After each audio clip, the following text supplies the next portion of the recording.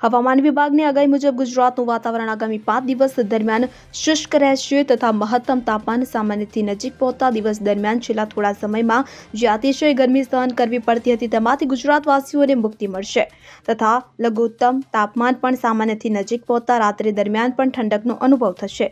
હાલમાં ગુજરાત પર આવતા પવનોની દિશા ઉત્તર પૂર્વીય છે કે જેથી હવામાન હિમાલયની હિમવર્ષાની સામાન્ય અસરો ગુજરાત સુધી આવશે। તેમાં પણ આગામી એક સપ્તાહ બાદ ઠંડીનું જોર વધવાની સંભાવના તો વિવિધ હવામાન નિષ્ણાતો દ્વારા વ્યક્ત કરવામાં આવી છે। હવામાન વિભાગની આગાહી મુજબ આગામી 5 દિવસ રાજ્યભરનું વાતાવરણ શુષ્ક રહેવાની સાથે અમદાવાદ શહેરના લઘુત્તમ તાપમાનમાં છેલ્લા 24 કલાકની સરખામણીએ 0.8 ડિગ્રી સેલ્સિયસનો વધારો થયો છે। એટલે કે લઘુત્તમ તાપમાન સતત ઘટવાને બદલે વધી રહ્યું છે કે જેમાં છેલ્લા 24 કલાક દરમિયાન અમદાવાદ શહેરનું લઘુત્તમ તાપમાન 19.7 ડિગ્રી સેલ્સિયસ નોંધાયું હતું।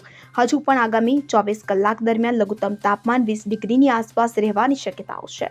તો બીજી તરફ રાજ્યભરના તમામ શહેરોનું મહત્તમ તાપમાન ઘટતું જઈ રહ્યું છે ત્યારે અમદાવાદ શહેરમાં પણ છેલ્લા 24 કલાક દરમિયાન સામાન્ય કરતાં 0.1 ડિગ્રી સેલ્સિયસ મહત્તમ તાપમાન વધીને 32.7 ડિગ્રી સેલ્સિયસ નોંધાયું હતું કે જે છેલ્લા 24 કલાકની સરખામણીએ ઘટી રહ્યું છે તથા રાજ્યભરમાં છેલ્લા 24 કલાક દરમિયાન ગાંધીનગરમાં સામાન્ય કરતાં 1.3 ડિગ્રી સેલ્સિયસ લઘુત્તમ તાપમાન ઓછું રહીને 15 ડિગ્રી સેલ્સિયસ નોંધાયું હતું। અત્યાર સુધીનું રાજ્યભરમાં આ વર્ષમાં સૌથી ઓછું લઘુત્તમ તાપમાન ગાંધીનગર જિલ્લામાં છેલ્લા 24 કલાક દરમિયાન નોંધાયું હતું।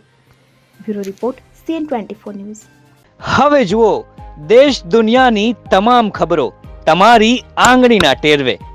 ઉઠાવો મોબાઈલ અને ગૂગલ પ્લે સ્ટોર પરથી ડાઉનલોડ કરો અમારી CN24 ન્યૂઝ મોબાઈલ એપ।